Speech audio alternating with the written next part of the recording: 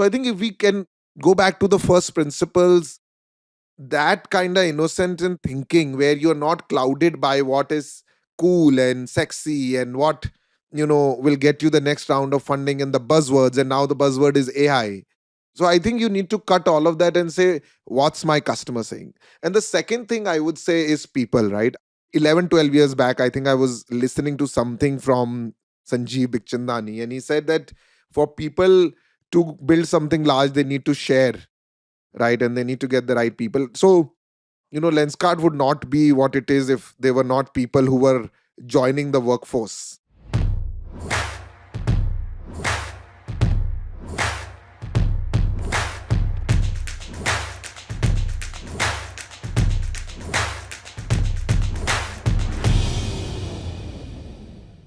It's one thing to spot an opportunity, but quite another to build it and scale it. Everybody comes up with great ideas, but to build over a decade, see it to its grand end state of execution, not easy. And today we have the pleasure of interviewing one such person, Peyush Bansal, the founder and CEO of Lenskart, India's largest eyewear company. Peyush has been building this for over a decade. He's been instrumental in driving Lenskart's growth and success. In this interview, we'll talk about how his conviction kept building as a founder, and then we'll touch upon a little bit of his investing avatar. And finally, what he thinks about the theme of this podcast, which is the power of compounding. Hi, Peyush. Welcome to the show. Thank you for the time. Hi, Karthik. Thanks for having me. Glad to be here. Peyush, the first section, I'm going to go back to a little bit of the history of Lenskart. It has been well documented. Now you're a mega large company. So a lot of people have gone in and understood that history. You've been building it for over 13 years, I think. You started with online, moved into offline, moving into international. I think what will be of interest to listeners is what convinced you to do two things. I'm old enough in the ecosystem to know that when you started, at least there was a bag cart, watch cart, lens cart, and then a decision went to focus on one of them. So what drove that decision? And I'm sure that decision was based on the fact that this could become really, really large. If you can walk us a little bit through that history and that experience in the first few years. I was somebody who never really had dreams of being an entrepreneur, and I know I meet a lot of students now who are probably working or planning to do an MBA and they have plans on becoming an entrepreneur. At least I didn't have any of those. When I was working at Microsoft, the only thing that I used to get excited about every day is that the kind of impact Microsoft had on people's life, especially Office, where I used to work. And it was quite inspiring, to be honest. And you could meet everyday people who were using this. One fine day, I thought, why shouldn't I do something which is more revolutionary than incremental? Because while we were solving some very great problems at Microsoft, and I could see back home, I've now been outside for some time, 5-6 years, that there were bigger problems to be solved. And I think it was the initial thought. And I'll tell you why this kind of links back to watch card, bags card, because so that was the initial thought. And then when I came to India, I kind of hustled, tried different things. But the idea at the core, which was sitting in my head, is that I want to do something revolutionary. Whether I do it with someone or I do it myself, but I wanted to do something in India. And I wanted to do something which was not incremental. Those are the two things. And the third thing in my mind was I wanted to do something with tech because I used to enjoy that piece. So somewhere in the initial 1 or 2 years when I tried a few things and started getting to a few like-minded people who could kind of connect on that whole let's solve some big problems kind of attitude, I came across this problem of vision, and it was, sometimes reading helps a lot. You're not reading to find the next business idea, but you're reading, right? And when you read, right. or even, when you read, like somebody could be listening to this podcast, Yeah. and through that, some thought may emerge for somebody. Absolutely. So this vision was like a big problem. I read somewhere that, India is the blind capital and 75% people in India who need specs are not wearing specs. So it kind of triggered that, wow, why is nobody solving it? And I think I was at an age at that time where things were not as rational and logical as, oh, let's look at the market size, see whether there's a business. It was like, okay, let's try and do That's how Lenskart was born. It was a team of, actually, it was the garage of where I'm sitting and speaking right Oh, now. is it? Okay. I live about 100 meters away from here. This is my parents' house. Okay. And we were in a garage right here, like maybe a few meters below where I'm sitting right Oh, now. that's lovely. Yeah. And it was like 14 of us in a basement Hmm. working with different ideas. Almost everybody was like just fresh out of college or was interning. Hmm. Hmm. Hmm. And we said, okay, let's solve this problem. And I think so that was the genesis of it, right? We were so obsessed about doing something transformative. And now we said, okay, let's give vision to 50% of the India. I still remember those early days on early lines. So, and somewhere as we started that journey, venture capitalism happened where somebody reached out to us because I had no experience in raising money, nor that was on the cards anywhere at any point in time for me. But, Yeah. Yeah. because of destiny and our good luck, Chirate, former IDG, reached out, TCM, Yeah. Venkatesh called us and said, what are you guys up to? I think e-commerce was hot that day. Very hot. Yeah. We said, okay, yeah. And they said, do you have a business plan? But we did not have one, but we said we can prepare one. Yeah. And, that's how it all started. And one thing led to the other. We signed an investment in literally a week. We didn't really negotiate that much. We have already been doing this for 2 years. So Yeah. we know it's hard. Yeah. That's how it was. And then very soon after raising investment, it was all this TAM and market size and let's see if we can build an online titan kind of conversations happen. Understood. And in our innocence, again, we were like, okay, let's keep doing, open watches, bags, jewelry Yeah. to answer, ask that question. Because now we were in a different race. Correct. The race of, building a large business. Build a large business, GMV, revenue, next fundraise, all of that. Yeah. And we raised a second round also with Ronnie Screwvala was the second I investor. remember. Yeah. Yeah, he had just started Unilaser and he visited our factory come office in Okla where we were running eyewear, watches, bags, jewelry. And then almost 1 year into, both Ronnie and TCM being partners, I was sitting at Ronnie's house on a Sunday and we was just questioning me. Ronnie was asking, what do I want to do? And I think somewhere I said that I want to transform and give glasses to these people who don't have it and give glasses to 50% of India. So I think that conversation kind of was not a work conversation. We were not sitting with the paper or a diary. I still remember we were sitting in a corner where there was sea breeze coming in Ronnie's sea facing house. Yeah. And we were casually talking. And from that emerged that if this is what I want to do, Ronnie said, then why are you doing everything else? And at that time, Karthik, we were like 10 crores a month in revenue and 8 crores used to come from these watches, bags, jewelry because, these were expensive products. Glasses were not so expensive. And we had a very large, you can imagine 70% of our team was doing something else and Correct. 30% was doing glasses. Mhm. And I think in the conversation also came that, Ronnie was asking, where do you spend time? And I was telling him, I spend 80% of my time on doing Lenskart. And the rest I've hired leaders to do. So, yeah, I think in that moment, Ronnie told me, if you were to do Lenskart, then I will give you more money. And you don't, in a way that you don't have to go out in the market and raise money. And we'll keep it a fair valuation, etc. And my only condition is I am the only one who should be putting money.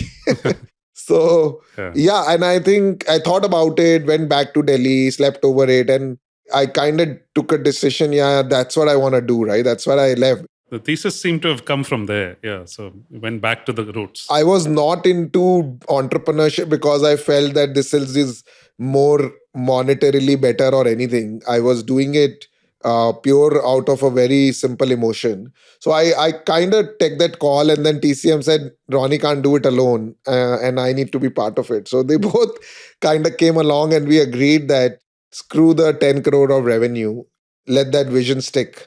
And I think from 10 crore, we went to 2 crores. And it wasn't like we could not raise money at 10 crore. We could have. It wasn't like we did it because there was no money. We did it purely because of the vision. So I think it's sometimes important to have that thought clarity. And I think that has stuck with us for now. It was a good learning early on. It has stuck with us, after we even raised huge amounts of capital, which we at some point didn't even know what to do with. Yeah. We stuck to the core and never really did anything else. We wanted to transform. No, it's amazing. Yeah. I've let you go on because it's a super important lesson. We speak Yeah. about, we say it in a different way internally. We talk about the pathological obsession of a founder to solve a particular problem, right? And Yeah. I think, yes, India sometimes feels like a small market, and you feel like you have to diversify once you reach a certain scale. But in the early years, in the early part of the journey, if that obsession is not driving why you wanted to build something large in the first place, then even why bother, right? As you said, it's Yeah. entrepreneurship of the 80s, 90s was around, ye dhanda hai, paise bante hain. Yes. Whereas in the Yes. 2000s, 2010s, if you're not thinking about, or even more so relevant in the current era, that's the only thing that sustains you somehow over like a decade or two. There is no compounding of Yes. of True. of anything else other than obsession around wanting to build something super large, super important to you personally. We've always wondered, there has been an attempt in most markets now, like Warby Parker and Owndays, and I know now you own a big chunk of that business. There have been attempts to start these, independent eyewear brands and chains. What do you think has made sort of Lenskart become one of the best examples of this globally in terms of starting from scratch with an online model and winning big in terms of even upsetting the legacy sort of offline players versus seeing far more examples of this both either in India or globally for that matter? Only two things, right? I would say. I think one is customer obsession, Mm, right? I think just and truly in every essence of it, mm, and mm, obsessing about customers all the time, thinking about them, meeting them, mm, being objective, mm, willing to adapt, willing to change, being able to listen to the tough ones, despite you may be feeling that you are building, I don't know, Mercedes, but when a customer tells me, no, you're not building a Mercedes, you're probably building a Fatfatia, mm, So mm. really being honest to that. And, there was a point in time, Karthik, that a lot of investors that came on, they used to ask me, Piyush, do you know what is the revenue of Warby Parker, or do you know what is their business model? And people used to ask me, okay, Titan, how are your numbers compared to Titan? And I kind of felt stupid for a long time. Mm.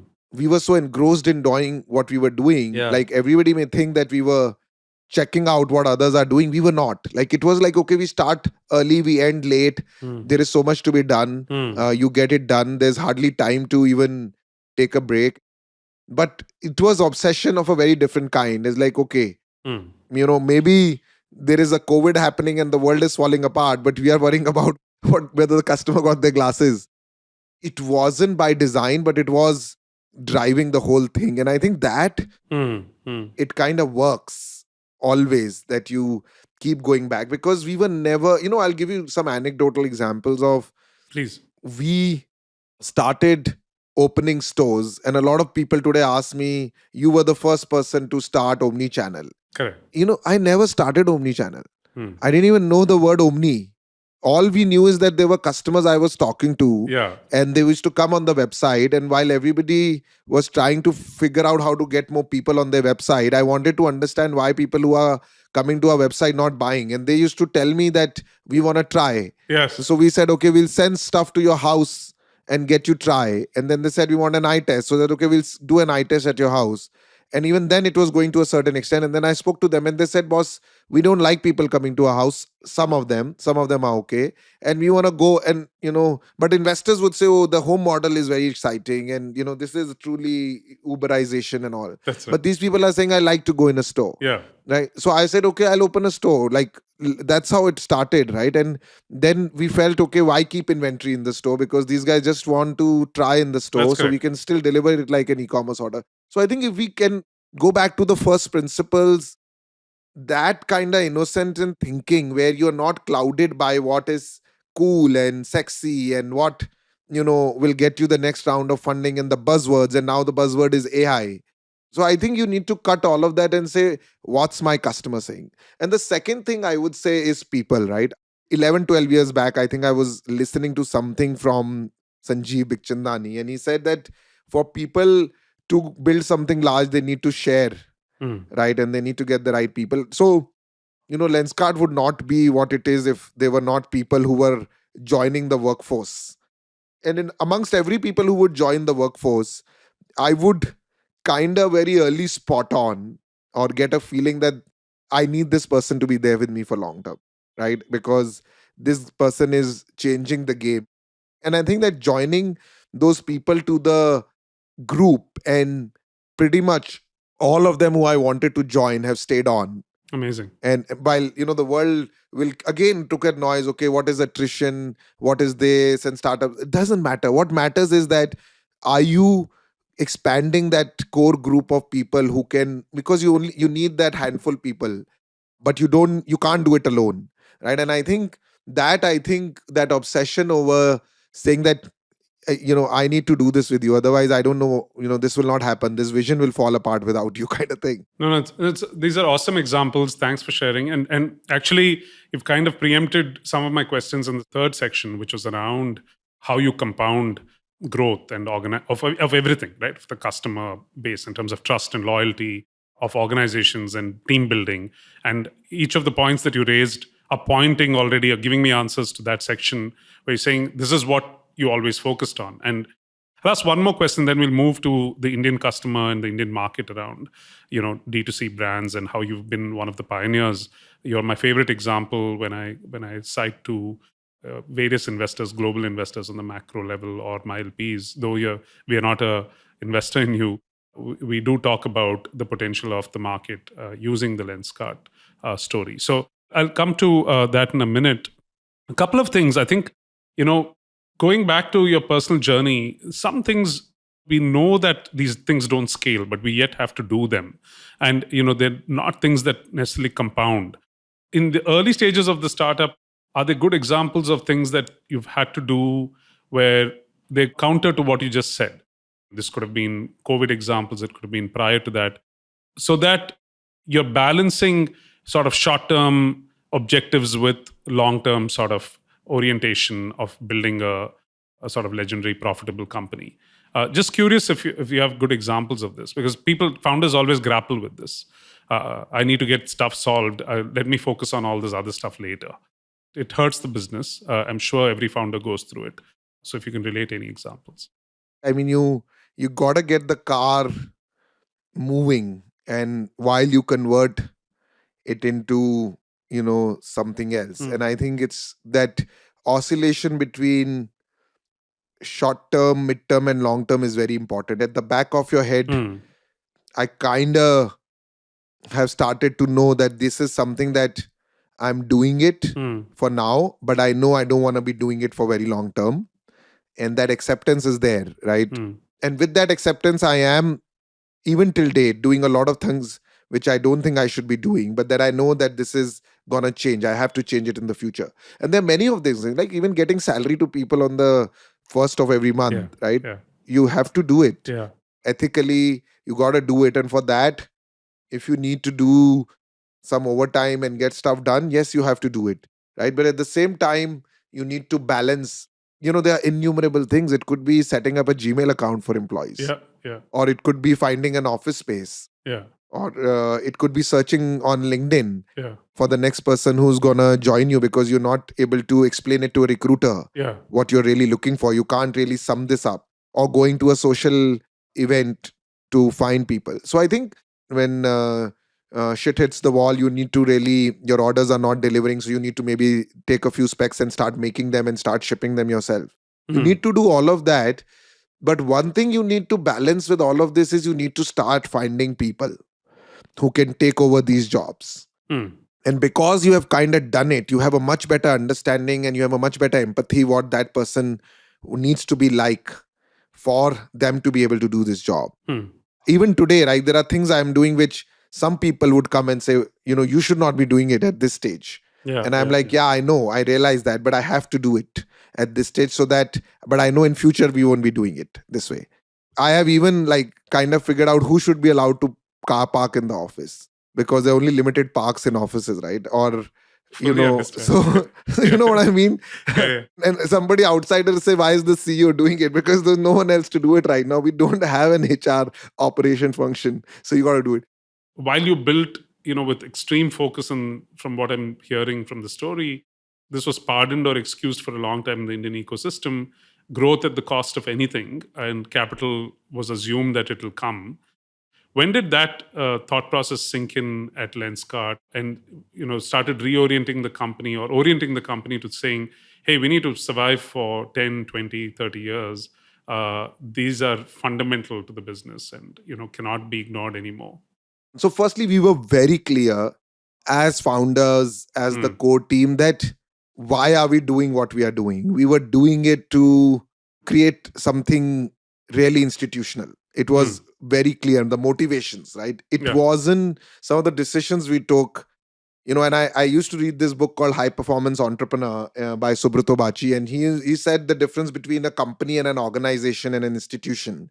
We were very clear that we wanted to create an institution which is not short term, and it needs to be really long term and sustainable. That was the question you kind of start looking at. We always used to study what Maruti has been able to do. And then if we found, Chirate, and, they knew Manish Choksi, and we said, can I get a meeting with Manish and understand how they built Asian Paints? Yeah. And then when TPG came in, there was Manish Chokani, and I remember we were sitting with him. And I asked Manish that, you've been in this journey for so long. And I remember having a conversation what Maruti has done in India. The Maruti brought the comfort of a four-wheeler to a lot of Indians. We want to do that. And in that conversations, it's kind of coming out clearly. Then if we want to do that, then we need to think long-term. And we also need to ensure that at least at a unit level, whatever we are doing, we should be doing it in a sustainable way at every unit. It could be hiring people in terms of sustainability. It shouldn't be like, okay, let's hire people, forget about tomorrow, what will happen. Or it could be like, okay, what should be the margin I should be making on this product for it to be sustainable? It's not like, okay, let's sell it for loss today and in future it will be all okay. Or it could be thinking about costs of where you should be operating. We were operating in Faridabad for the longest time, right? And for over 7-8 years. And everyone, when they looked at our visiting cards, they say, oh, Faridabad, I would say early on that whole institution building, and because even people used to ask that, okay, what is your plan? You want to sell this company, start another company? Like, that's not what we want to do. So from that, the pieces were already in place. And then at some point when we said, okay, we always used to question, why is it not converging towards profitability if all the pieces are in place?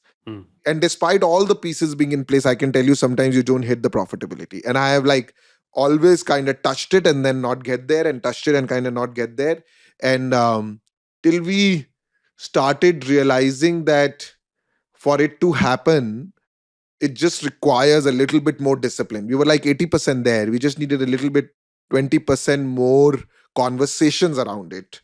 And looking at when you're reviewing your weekly numbers, can you just, okay, we would only review customer. Can we also review some of the other bit? And it started happening kind of automatically. I won't obsess about it. I think obsessing about revenue and obsessing about profitability is dangerous. Obsessing about customers is what I would always do. But at the same time, I would want to build a discipline that, okay, I'm aware what I'm doing and I'm doing it to make it sustainable. By the way, I'm obviously wearing Lenskart. I couldn't be wearing anything else. Thank you. So basically, avoided wearing reading glasses for maybe the better part of 4-5 years as I turned 40, and then realized that it's inevitable.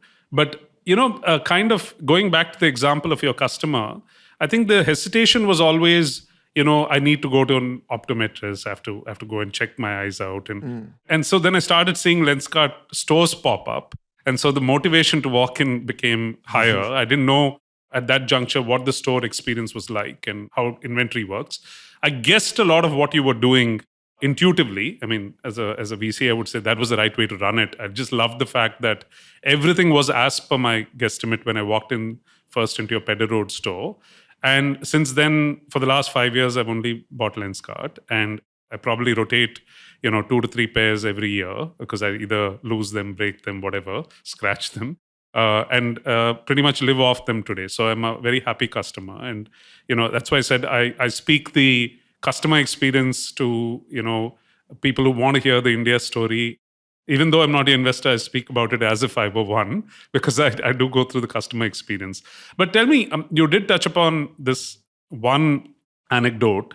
But given where you started from your vision, how do you think this eyewear market, or this sense of people recognizing that they need to pay more attention to their eyes, and have you made this fundamentally easier? Have you expanded the market as much as you thought you would, or are you slowly nudging away at, unorganized offline share that existed before you came in? What do you think you've done as Lenskart in the market? A bit of both, but largely market creation, I would say. Hmm. Hmm. We kind of were very firm view, again, very, very long term. We could see that two things we were seeing, that A, myopia is growing. I remember I once visited my sister in Mumbai. She said that I have to now watch television closer to where I used to, but I would not get my eyes checked, kind of thing, right? So it was becoming clearer to me that people are coming closer to the TV, but they're not getting their eyes checked. So fundamentally, we have people who need glasses, Yes. but they are not getting their eyes checked. And that we established very clearly. And the problem is not about money, problem is not about rural, problem is really in our houses. Hmm. So we have to create an ecosystem where we can do eye tests. Hmm. We do 50 lakh eye tests a month now, Karthik. Amazing. I think we kind of said very early on that we will do 1 crore eye test a month. And we hopefully should get there next year. Wonderful. And then we can say 10 crores, etc. So we knew that we need more people to do eye test, because if they do eye test, they will discover. Today, about 60% of eye tests that happen at Lenskart are people who have never got their eyes tested before. Amazing. Yeah, this used to be, by the way, 60% is a remarkable number. Yeah. It used to be the number that budget airlines used to cite in 2005-6 as the number of people who took a flight every day who had never been on a flight. Yes. How crazy market expansion can be when it starts happening. Yes. So that was one underlying thing, that yes, there are people who need glasses. They don't get their eyes tested. So let's open up the platform, democratize it, make it super simple. And if you know your Lenskart store, nobody hopefully tells you that you have to buy from us to be able to get your eyes tested. We took it. And that is why we continued the home service, because we knew we were reaching more people. Yeah. So that was one. And second, I'm a big fan of Uniqlo, right? Yeah, so am I. So am I, by the way. Yeah. Every trip overseas, something gets bought. Yeah. Yeah. And now it's in India, so it's easier. But and I kind of felt that, look, what is happening to the world now? There is so much innovation happening. People are buying, and I was talking to somebody and he said, these are my slow running shoes. And in these conversations, I was speaking that people are talking about not shoes, not 4 shoes. There's always slow running. Forget about running. Earlier, the conversation was sports shoes. Yeah. Then it said running shoes and walking shoes. Now it's long run, marathon running shoe and a fast paced running shoe. So what was becoming clearer is that at some point in the future, this has to happen to eyewear. Yeah. People will, if we give them products which will improve their quality of life, that is where that part you said, maybe we are taking, either taking unorganized to organize, or telling people, okay, why own 1? Why not own 5? That's right. That number which used to be 1 glasses every 2 years is expanding to 4, 5, 6 glasses every 2 years. From both personal experience, I can see my wife go through this. So yeah, you're right. Once you hit 40s, essentially the market suddenly opens up like crazy. Privately, all of us are going. We're doing it now in villages, Karthik, which was again part of something transformation I personally wanted to bring. Now in Rajasthan, we would have some 500 women scanning people's eyes in villages. Amazing. Right? And the problem is huge, right? The problem is very huge. I can imagine, yeah. They've never been exposed to this eye care itself. Yes. And so the choice of, I'm sure it's not either or, it's both, but you're essentially, you're committed enough to this segment clearly that you're going down to segments that could never access this product. Yeah. And you're also seemingly going overseas, you're buying into other sort of brands in the regions. Where do you see this journey going? I mean, is it in these two directions equally, and is this enough to sustain you for like the next decade? Is there a big difference between how you viewed the market in the first decade and the second decade, is where I was actually coming? I don't know if I viewed the market in any way, but yeah. But I did kind of, only for the first decade, it was all about, yes, there are people who need glasses and we want to give them glasses. So let's make awareness and access and affordability were the only three things, the three A's. Make people aware, give them access to vision care, and make it affordable. Hmm. The only other thing which I would have added in the second decade is the piece about let's give them so much greatness in improving their quality of life. What we tell people is we are 20 years behind in eyewear Hmm. as compared to apparel, shoes, and every other lifestyle category.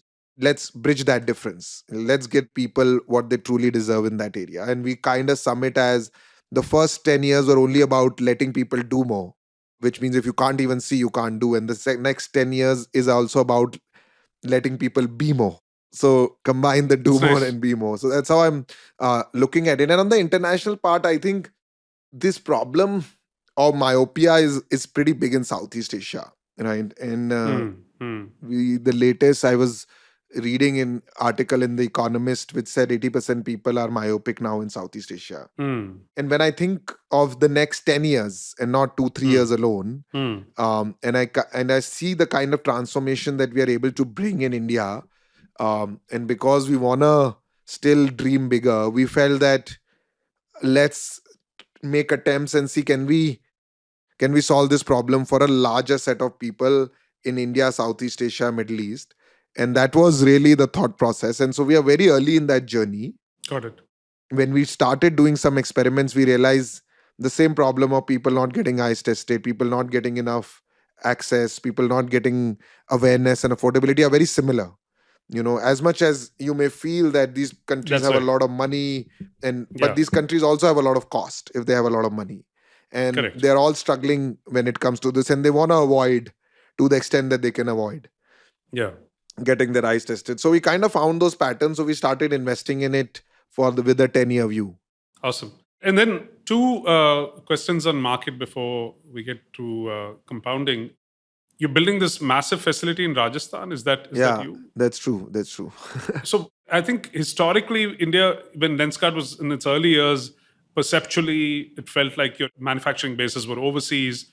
I think there's this incredible confidence now, both as a country and specifically with Lenskart, to say that we can service, and build world class products in India. So, from a manufacturing trend, do you see that as like the future of Lenskart, where all of your demand globally gets serviced from this mega factory in Rajasthan? And second question, maybe connected to it, is how much is technology on the front end, this is the back end, changing to accelerate and ease pace of adoption? So my anecdote on that, by the way, is the last set of Lenskart, last pair that I bought was bought while sitting on a 3-hour drive from the airport to a game park with your app, testing everything and then showing it to my wife and kid at the back seat, and basically getting their approvals on which look made sense. And so it was fantastic, right? Because I haven't gone to a store in 2 years Yeah. now because the last pair was bought online. So, people, generative AI, AR, VR, all of this other nonsensical stuff that, Hmm. as you said, is getting woven into every narrative.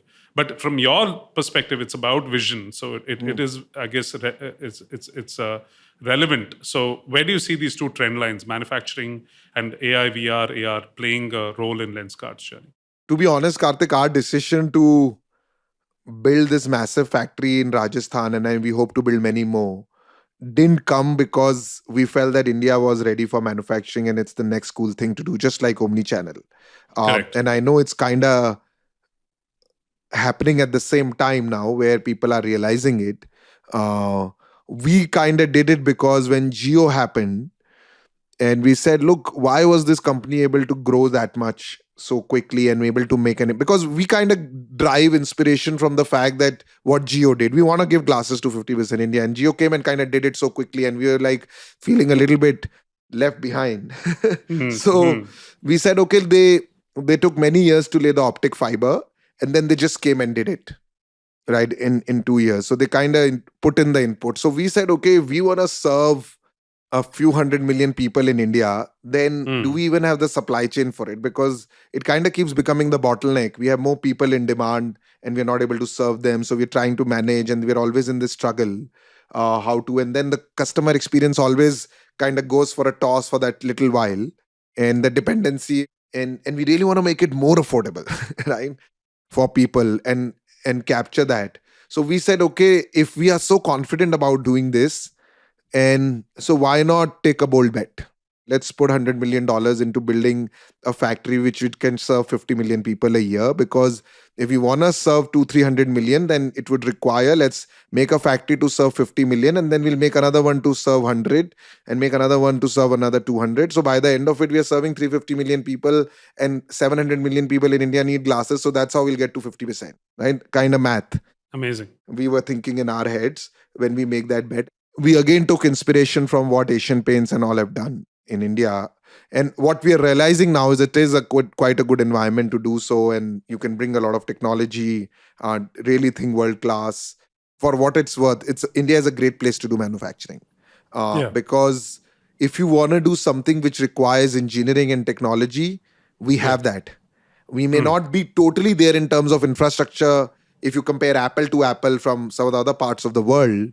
But we will get there. But what we have is ability to combine engineering and minds in manufacturing with that, which you don't see in every part of the world, with the same level of availability of talent. So yeah, you can do a lot of creative manufacturing in India, which is what we need because we have so many constraints of price, cost, logistics. It's not as streamlined. So when you work with that constraints in manufacturing and the dust environment that we have, you become stronger by the day. In terms of technology and front end and AI. So you asked earlier on this question, there are parts of the job which you are doing and you feel like you don't need to do it.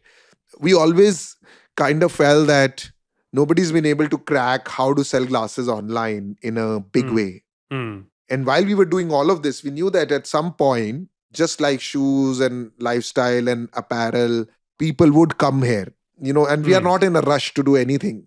Nothing needs to be done tomorrow. So we need to start investing here. And as we start generating profits, we wanted to start investing. So we really invested. We are investing in AR. We knew that the next big milestone is when people can scan their eyes on mobile phone, because it's a deterrent to still go to a facility and have somebody train and AI, etc. So while generative AI is really a good welcome, we kind of said that as we generate profits, there are 2-3 areas where we will continuously invest back our profits, a certain portion of our profits. And with a long-term faith, not necessarily. One was technology. Yeah. Second is data. And third was people, really upping the bar on people. Like if you find great people and talent and raise the bar, you bring them into the ecosystem. Got it. And because it's like a disciplined reinvestment of profits, we are not really disturbing and doing it. And, you can say, okay, if I'm making 600 crores a year, I want to put 20% of this profits back into this. That's all it takes, right? And if I do it over the next 10 years repeatedly. So I think that's what we are doing. We didn't win some of these battles. To be honest, when an engineer comes out of IIT or NIT, their first preference to work is an Amazon or a Google or a Facebook. We said that they have to want to work at Lenskart. Want to work, like not by paying them shitloads of money to do it, because we not buy them, but they want to work. It all starts with talent and those talent wanting to join. And so that's the focus, I would say, is to really build talent which can then start doing and solving these problems for the long term. Amazing to hear all this. And actually, there's very little left to cover on compounding because, Peyush, from the last 40 minutes, essentially you've given phenomenal examples and conviction on what builds a great consumer brand, what drives that kind of loyalty, adoption, trust, literally decades. And this is a lifelong sort of brand in terms of brand experience for even the end customer, right? Eyesight, unfortunately for most people is a one-way street. If you require the product, you require it for a long time. The second is, of course, how do you think around compounding at this scale? Impossible to do it without building like a defining culture that looks for quality, excellence, aspirationally to be one of the best companies, neck to neck with any sort of big MNC out there. And I think you've expounded enough what drove you to build in that fashion. All first principles thinking has been fantastic. The third is, this balance around delicate balance around profitability and growth. So never endanger the company, but basically, grow knowing that you can get profitable if you have to, but basically investing in Yeah. whether it's technology or people or other areas. So I think these are the ingredients per se. You've touched upon all of them. Just to recap each one of them, maybe one or two things that you can maybe give as tips for younger founders. I just want to add one thing on compounding, right? I think Yes, please. after, one core thing which is very, I think, above all of it, above all of that I spoke about, customer obsession, team obsession, thinking, investing in the core, I think is to compound is culture. A lot of people say that a lot of D2C companies don't cross beyond 100 crores, and this is something I keep hearing from the market. Yeah. But there is another thing, a lot of large companies don't cross, maybe 7,000-8,000 crores, $1 billion, let's say. Or maybe don't cross by maybe 3,000-4,000 crores. A lot of people you will see stuck at that 2,500-3,000 crore number. I think just in terms of when revenue is not of significance, I'm talking about size. I think to at least I can tell you from moving from a mid-size company that we are to a really large, impactful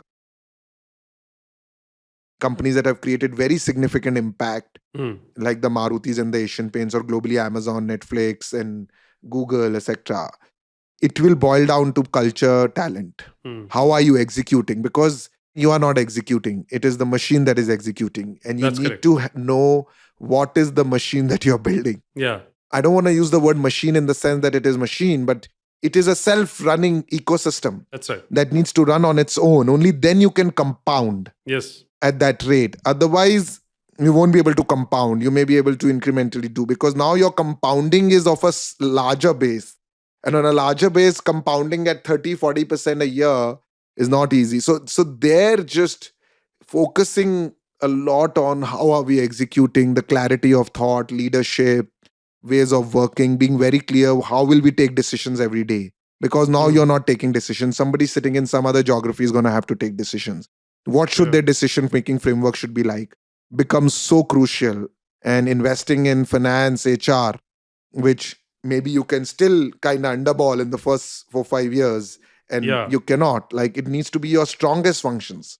This is like a godsend podcast, 45 minutes of punchy advice for most growth founders who essentially, like you said, are at a point where they have to make this choice on whether they truly believe in the compounding story, for which they have to make these investments in people, in finance, and in culture. I think you get a second shot at recalibrating it. You don't get a third shot, is my take. If you can do this in the first 6 to 9 months, fantastic. You're building legendary companies. A lot of founders don't necessarily get it, or they're too young to know this, or they've not worked long enough to know this. Then, as you said, maybe you get a second shot if luck has played its role in getting you the capital, getting you the initial solid team. You've built broadly with first principles, but you haven't really overthought it. Great. Then you get to the 5, 6 year, 8 year point. And then you get another shot to say, is this it? Are you going to be an incremental company from here? Or are you going to become a sort of path breaking? The equivalent of, I always dream about this future NASDAQ index equivalent that we will build in India. Yes. And I always wonder who will be those 30, 40 companies that we look to. And if you want to have a shot at being one of those companies, then all these lessons that, all the great guests on this podcast are giving, including you, are very, very, very essential. And so that's for the growth side. A little bit of a flashback.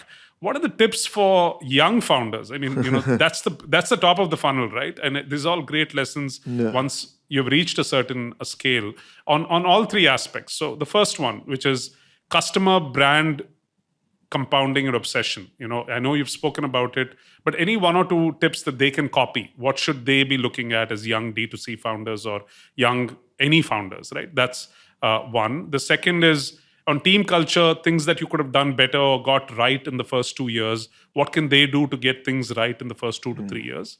And the last part is this, one assumes there'll be capital, but a lot of people, as we know, the funnel sharpens dramatically, right? It's Series A, it's Series B, etc. So, how early do you need to build a sustenance muscle? Like, meaning, If I don't get capital, can I survive? Right?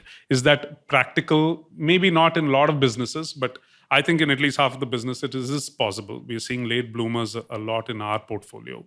And you can be lucky, you may not be. So capital investors, because you need them to be able to compound to your glorious state in a record pace and time.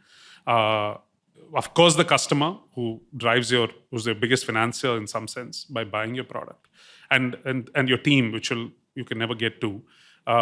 If you can flash back to the first 3-4 years and give tips to founders on what they can keep their eye on the ball on a few of these things that you got right, or mistakes you made which they shouldn't make.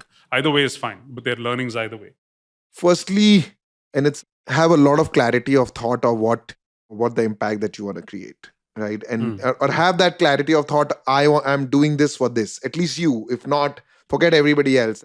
You should be very clear why you're doing it, what you're doing, and what is your motivation of doing what you're doing. And that could be different for different. I think that clarity of thought is very important. And then translating that clarity of thought to the rest of the people so that they are clear because sometimes not having that clarity and what some people say purpose is because then you are in this world where everybody has a point of view, but the only person who doesn't have a point of view is you. Right. And then, you're kind of like a football moving from one direction to the other because somebody's saying, okay, you're a bike company. Somebody's saying, no, you're a EV company. Somebody's saying, oh, no, you're a battery company because that's what makes sense. Because you don't know what you want to be and what's motivating you. So I think over above. And then, of course, I'm assuming everybody knows customer obsession, team obsession. These are kind of known things. But having that is very important. You have to build something real.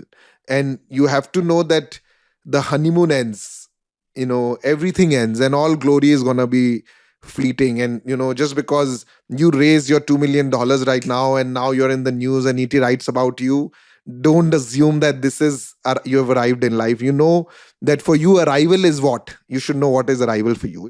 It just lets you be at peace and not get carried away along with a lot of things. I don't know if that makes sense. It's poignant and philosophical, and again, young founders should hear more of this absolute clarity. No, and I think it's important. Why it's not philosophical is I think it's important to say things for you to make them happen. I know you could go and say I want to change the world and whatever, but if you don't even say it and I want to do it, it won't happen. But at the same time, what happens is that you get all these VCs, you meet around people, somebody will say this, somebody will say this. If you don't know what your point of view is, it becomes kind of difficult. I had this question around how do you see, I know you play a role in on television as well, but broadly I'm sure you meet hundreds of entrepreneurs. What do you look for in founders when you're making that intuitive? I know it's an angel bet, it's an intuition bet, and sometimes you go wrong. You may feel that no, of course we all go wrong, but what are you trying to gauge in that very short period of time around founders? That clarity, to be honest. That clarity and desire to go make that change. And you may later get surprised sometimes that's not the motivation, which is totally fine. Yeah, you don't have enough time to judge it. You don't have enough time to judge it. But yes, I do think that having a clear mission, purpose, and it can change. I'm not saying it should not change. Is important to me. The second thing I would say is that after now having invested in many of these companies and early stage founders, I think they focus a lot on just sales and marketing. For them, the only way to grow a business is marketing. Like if you ask them what is one thing you need, I need to market. I think my product is good, everything is good. And I would just leave two thoughts with them. One is it's not just important to be good. It's important to be great. So 1x, 2x, okay, your product is good, you like it, people like it, your packaging is good, people like it, you like it, it's okay. And now you need marketing to sell it. I have a different point of view for you. Make it great, make it 10x better. That reduces your need and desire and focus there. Marketing will happen when it will happen. These things are there. That's not what you need right now, early stage. You avoid it till you can. But focus on making things so better, 10x better. And 10x is like, I'm half the cost, but I'm 10x in quality, right? And that is how you think about it. And the second is focus more on people. Like I see every founder, early stage founder is like, how do I find people? I'm not able to pay salary. You have to be the recruiter. the only way you're gonna progress forward 3 months from now or 6 months from now is finding people, get some like-minded people. Yeah. Otherwise, how will, even if you have a great idea, great proposition, great clarity, how do you change the future? So those are the two things I would leave with the early stage. Great advice. I think like a delighted customer is far better marketing than any marketing dollar you can put. They sell the product, far more than any marketing dollar will. And I think this people point, I first heard it in my early days as an investor from Naveen Tiwari, who told me that he was in the interview room for the first 400 or 500 employees that InMobi ever had. Yeah. Right. And same with Aditya Ghosh. When we interviewed him we had a founder session in the pandemic, and he said the same thing. I think for the first 500-700 employees of Indigo, his core role was actually to be in every interview, trying to judge whether this person had those values and can build long term. Because it's kind of thing, right? If I'm doing sale and I'm doing marketing, I'm using my time judiciously. But if I'm interviewing, leave that job to HR. Or no. It's a psychological barrier, and I think it has to be crossed. We're just going to do a fun segment around these rapid response questions. Okay. We'll run through a handful of them, and then we'll call it a day. What does wealth mean to you? I think some people have it by destiny. And I don't know why they have it. It's a question I always have it at the back of my head. But it has to be put to good use. It's a great answer. I agree with the second part. Which Indian entrepreneur or business person has had most influence on your outlook on life, your career, on building Lenskart? I think Ronnie in India, yes. Super. And I think in those early days, it shaped a lot of that journey. So great to hear. And by the way, he was an investor in our first fund. And for the limited amount of time that I've spent with him, is a great business person. What motivates you, given how much you've already built and scaled this business? I mean, what gets you out of bed in the morning to say that today will be better than yesterday? I get out of bed earlier every year that passes by. Yeah, that's fantastic too. It's the desire to build a global impact out of India. We need more of those stories. So thanks, Peyush, for carrying the mantle. Wishing you a lot of luck. If you could meet one person from Indian history, who would it be and why? Mahatma Gandhi, I guess. Yeah, he's always an intriguing guy. Yeah, I think he kind of had his own view, very opposite of what everybody, and carried it forward. So going back to that same element of having a view. Great reason for it.